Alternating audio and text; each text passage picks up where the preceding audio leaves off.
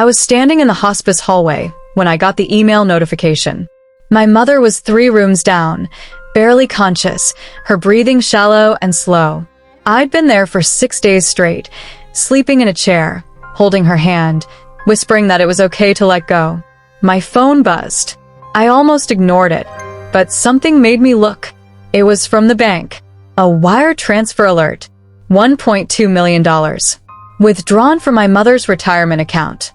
Approved and executed 48 hours earlier. My hands went numb. I read it again. The amount didn't make sense. I hadn't authorized anything. My mother certainly hadn't. She could barely open her eyes. I pulled up the banking app with shaking fingers. The balance was $763. Everything else was gone.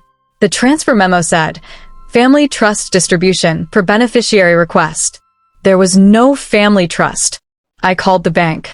They told me the transfers were legitimate, authorized by a secondary account holder with full access. They gave me a name. It was my brother's name, Daniel. The money wasn't just stolen. It was taken by the person I trusted to help me say goodbye. I tried calling Daniel. Straight to voicemail. I texted him, "Call me now." No reply. My brain kept circling back to one impossible thought. Daniel did this. My little brother. The one who'd flown in from Seattle the moment Mom got her terminal diagnosis. The one who'd sat with me during the hardest nights, brought me coffee, told me I wasn't alone. I checked the bank details again. The secondary account holder access had been added 6 months ago. I hadn't known about it. I pulled up the authorization documents. There was a scanned copy of Mom's signature. Then I remembered something. A visit Daniel made last spring. He'd come alone, said he wanted to spend time with Mom. They'd gone to the bank together.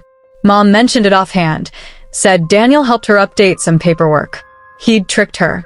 The nurse told me Daniel had been by Wednesday night. Late. Mom was asleep the whole time. Wednesday night. The same night the first transfer went through. He didn't just steal the money. He did it while she was dying in the next room. I drove to Mom's house at midnight. Daniel's rental car was in the driveway. I walked in. He was sitting at the kitchen table with his laptop open and a glass of wine in his hand. He looked up, smiled. I held up my phone, showed him the bank alert. His smile faded. "You weren't supposed to see that yet." "Yet," he sighed. "I was going to explain everything after. I didn't want you stressed while Mom was. You stole from her." "I didn't steal anything. I'm a beneficiary. The money was going to be mine anyway. I just moved up the timeline." He said it so casually. "She's not waking up. You know that. I needed the money now. An investment opportunity. Time sensitive."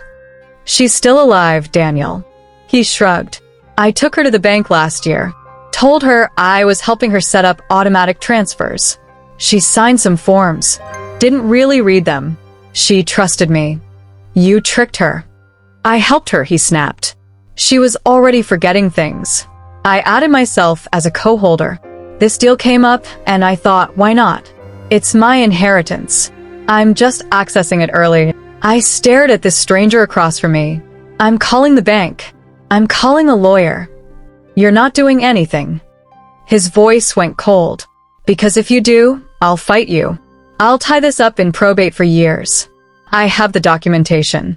I have her signature. Legally, I didn't do anything wrong." He grabbed his jacket. "I'm going back to Seattle tomorrow. Don't make this ugly, Sarah." He walked out, and I thought that was the worst of it. I was wrong. I opened Mom's laptop the next morning, started searching her emails, found a thread between Daniel and Mom. Subject line, "Account access request." Daniel had sent her a fake email that looked like it was from the bank. Official logo. Professional formatting. It said her account had been flagged and she needed to authorize a secondary holder. He'd walked her through it, convinced her to sign the forms. He'd scammed his own mother. Then I found another email, sent from Mom's account 2 weeks ago, written by Daniel. "Daniel, I want you to have early access to your inheritance." He'd created a paper trail to cover himself. The final email was to a real estate agent. Daniel was buying a $1.1 million house in Seattle, closing in 2 weeks. He'd already spent it. Mom died that afternoon. I was holding her hand when her breathing stopped. Peaceful. Quiet. Daniel didn't come to the funeral. Sent flowers. I filed criminal charges. White fraud. Elder abuse. Financial exploitation. The trial took 4 months. The jury convicted him in 90 minutes. The judge sentenced him to 4 years. But I never got the money back. The house sale had gone through. He'd burned through the rest on legal fees. By the time the court ordered restitution, there was nothing left. I got justice. But I didn't get what Mom wanted for me. I visit her grave every Sunday now. I tell her I'm sorry. Sorry I didn't see it coming. Sorry I trusted him. My brother stole my mother's dying breath for a down payment on a dream house he'll never live in. And I learned the hardest lesson. Blood doesn't mean loyalty. And trust, once broken by family, shatters in a way that never fully heals. If this story hit you, or if you've carried a betrayal like this, you're not alone. Subscribe for stories that reveal the darkest sides of family. Like if you felt that hospice hallway betrayal. Share this warning. Comment presence if you've learned trust isn't inherited.